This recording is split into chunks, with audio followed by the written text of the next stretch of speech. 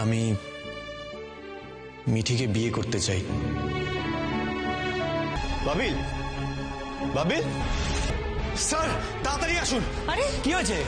কৃষাণু বলে, এত সমস্যার ভিড়ে আমি তোমাদের সকলের সামনে একটা কথা বলতে চাই। কমলিনী বলে, বলো কি বলতে চাও, তোমার কথা শুনতে আমাদের ভালোই লাগে।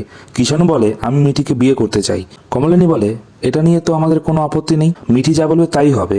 মিঠি কৃষাণুকে বলে, তোমার বাড়ির লোক আমার সম্পর্কে জানে?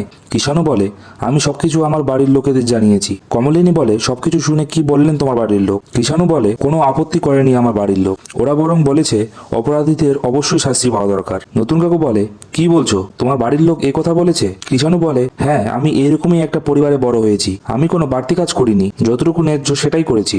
কমলিনী বলে, সে তো তোমাকে দেখলেই বোঝা যায়। কৃষাণু বলে, আমার খারাপ লাগছে, কথাগুলো সবাইকে বললাম কিন্তু বাবিলকে বলা হলো না, একটু যাই ওর ঘরে, ওর সাথে কথা বলি।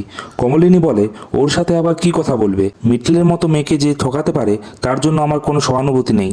কৃষাণু ঘরে গিয়ে দেখে বাবিল অজ্ঞান অবস্থায় বিছানার উপর পড়ে আছে। কৃষাণু চিৎকার করে সবাইকে ঘরে রাখে, ওকে ইমিডিয়েটলি হসপিটালে নিয়ে যেতে হবে। কমলিনী কাঁদতে কাঁদতে বলে, কি হয়েছে তোর?